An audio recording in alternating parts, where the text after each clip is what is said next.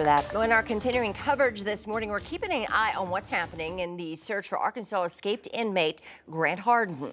We're entering the second week, and this morning, 5 News reporter Jacob Luthi is joining us with the latest on the search efforts as well as new charges. Jacob? Yeah, a federal case has now been opened against Hardin. According to the U.S. Marshals, he's accused of unlawful flight to avoid prosecution, and this comes as law enforcement continues tracking his movements, including through cell phone data. Now, new court documents show investigators are requesting cell phone data near the prison. The warrant covers cell tower pings within 5 miles of the North Central Unit from 6 a.m. on May 24th through 11:59 p.m. on May 29th. Court documents explain that those provisions to the data include the dates, times, and duration, as well as initiating and destination addresses related to cell communication. They're hoping to determine whether or not Hardin had any outside help in his May 25th escape from the prison in Calico Rock. And the Arkansas Department of Corrections says the manhunt is still centered in north central Arkansas, but they're following leads across the state. Consider somebody of his magnitude and the crimes that put him in prison in the first place. That's obviously a big concern. Why we want to bring this to both a quick and a peaceful conclusion. Both the Izard County Sheriff's Office and Stone County Sheriff's Office say they're committed to the search. A reward of up to $25,000 is being offered for information that leads to his capture. Jacob Luthi, 5 News. All right, thanks for that, Jacob. Well, Nathan Floor, a Fayetteville man facing child sex crime charges, is set to have an arraignment in court today. Last fall, the Internet Crimes Against Children Task Force say they received a tip saying the material was being shared over a mobile app. They connected an online profile, they say, with Floor. Court documents also show in February the Washington County Sheriff's Office carried out a search warrant at his home and found several electronic devices with the materials.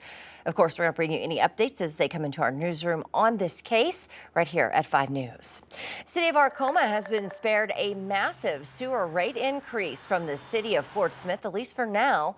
On Tuesday, city directors decided to temporarily pause a 350% increase in sewer bills. That increase was supposed to have started last Sunday.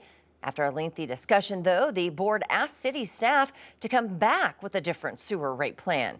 It was decided that the new rate schedule for Arcoma would be voted on by city directors on June 17th.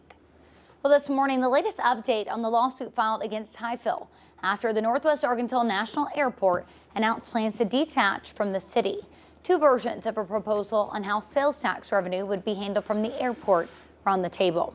Now, after a unanimous vote from the board, both proposals are off the table. 5 News reporter Kayla Davis has the details. To break it all down for you, last October, XNA decided to detach from the city of Highfill under Act 769. That law effectively makes all transactions made at the airport exempt from city sales tax. However, Highfill currently has an outstanding bond to pay for water and sewer, and city officials say they heavily depend on the sales tax revenue from the airport to pay it. So on March 17th, the city and XNA came to a verbal agreement that over $1 million would go towards bond repayment. That results in $900,000 to go towards discretionary spending to run the city. The attorney for XNA tells me the city's interpretation of that agreement was $1.5 million to go towards discretionary spending. Because they could not come to an agreement, XNA has filed a lawsuit against the city asking the court to enforce Act 769, requiring all sales tax revenue to go towards bond repayment. Hopefully, we can get to a point of agreement, but if we can't get to that point of agreement, we are committed to seeing that the city of Highfill and its officials follows the law, and we are committed to seeing this thing through for the benefit of our customers and for the restoration of the original vision of this airport. Burke says this agreement is so important because the larger the amount in discretionary spending, the less that's going towards that bond repayment. And the longer it takes to pay off that bond, the longer you'll have to pay that 2% sales tax on the bagel you buy or the car you rent at the airport. Both groups say they're hoping to extend an olive branch soon. In Highfill, covering news where you live, Kayla Davis, 5 News. Well, this morning, President Trump's tariffs on foreign steel and aluminum have doubled to 50%. Small companies are preparing now to grapple with higher prices. However, the White House says the move will ultimately bolster domestic production. It goes one way, and then you hear something else, then you hear something else. We'll figure it out, but it's painful. Meanwhile, billionaire Elon Musk is slamming the president's tax cut and border bill in a post on X, calling the measure a disgusting abomination. The bill now makes its way through the Senate. GOP leaders say they believe they can get it passed in time to meet the White House's July 4th deadline. Well, this morning, the White House says deportation could be imminent for the family of the man that's accused of orchestrating Sunday's violent attack on Jewish ralliers in Boulder, Colorado. This comes days after police say Mohammed Salman threw flaming Molotov cocktails at a group in Colorado who were raising awareness for Israeli hostages in Gaza.